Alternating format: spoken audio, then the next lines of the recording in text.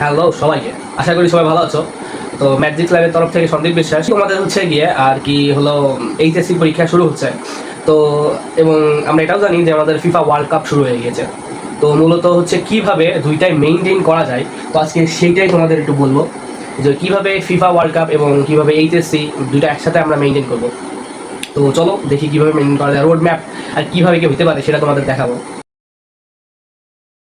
ভাই বুঝলাম না, তোমাদের কালকে থেকে পরীক্ষা শুরু যদি হয়, তোমরা মানে কিভাবে ভাবতাছো যে হচ্ছে গিয়ে ওয়ার্ল্ড কাপ দেখবা। কিছু কিছু পাপি আছে, অবশ্যই আছে, আমি জানি যে যারা আর কি ওয়ার্ল্ড কাপ হচ্ছে মানে এইচএসসি হচ্ছে তো কি হয়েছে, এইচএসসি তো পরের বছর আবার দিতে পারবো যদি কিছু ভালো না হয়। কিন্তু ওয়ার্ল্ড কাপ তো 4 বছর পরে আসবে। প্রিয় টিম দেখি কী করে কি না করে সেটা দেখার জন্য আর কি মানে ব্যস্ত হয়ে গেছে। ভাই ওয়ার্ল্ড কাপ 4 বছর পরে আসবে। আমি আজকে কুয়েটে পড়তেছি, মানে পড়তেছি না আর কি, জাস্ট পাইছি অ্যাডমিশন, জাস্ট পাইছি। এখন কথা হচ্ছে যে 4 বছর পরের ওয়ার্ল্ড কাপটা তুমি আজকে যদি ভালো করে পড়ো এবং কিছুদিন পরে যদি ভালো করে অ্যাডমিশন দিয়ে একটা কাঙ্ক্ষিত ভার্সিটি না হোক, একটা ভালো ভার্সিটি হোক, সেটা যদি চান্স পাও, তাহলে 4 বছর পরে যে ওয়ার্ল্ড কাপটা দেখবা সেটা যে কেমন সুন্দর হইতে পারে তোমাদের কোনো ধারণাও নাই।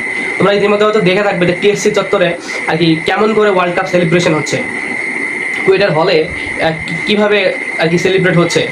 সবচেয়ে বেশি ভাইরাল হয়েছে আর কি ডিআইইউ, ওটা ডেফোডিল ইন্টারন্যাশনাল ইউনিভার্সিটি। বুঝলাম ওইখানে চান্স পাওয়া সেটা পরের বিষয়ে, চান্স হোক না, কিন্তু ইউনিভার্সিটি লাইভটা আর কি 4 বছর পরে তোমাদের ওয়ার্ল্ড কাপ কেমন হবে তোমরা আসলে জিনিসটা বুঝতে পারতেছো যদি আজকে একটু ভালো করে পড়ো, বা পড়ার যদিও টাইম নাই, কালকে পরীক্ষাটা ভালো করে দাও এবং ওয়ার্ল্ড কাপে কিছুদিনের জন্য আর কি স্যাক্রিফাইস করো। কারণ ওয়ার্ল্ড কাপ তো তোমার ইউটিউবে থেকে যাবে ভাইয়া।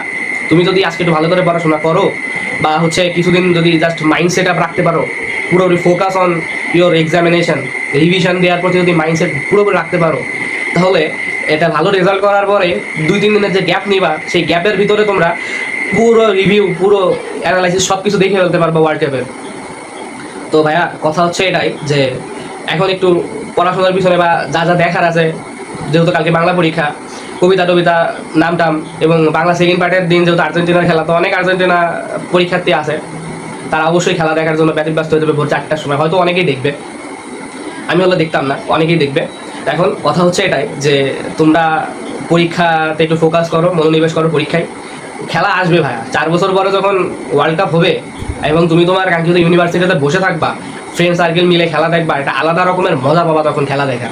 মানে ঘরে এখন একা দেখে ফ্যামিলির সাথে খেলা দেখে যে মজাটা পাইতেছো, ওইখানে যায় খেলা দেখে একটা ভিন্ন রকমের একটা মজা পাবা ভাইয়া। তো এখন ফুল ফোকাস দাও তোমাদের পড়াশোনার দিকে। আর এসব কি ভাই, এগুলো কি কি ফিফার সাথে কি এইচএসসি ভাই, ফিফারেই রাখবো না ভাই, ফিফারেই রাখার কোনো দরকার নাই। এইচএসসি কিভাবে মেনটেন করা সেই দিকে খেয়াল দাও ভাইয়া। তো সবার জন্য শুভকামনা থাকলো, পরীক্ষাটা খুব ভালোভাবে দাও, এটা ভালো রেজাল্ট করো। সকলকে অনেক অনেক ধন্যবাদ, বেস্ট অফ লাক সবাইকে এইচএসসি 26।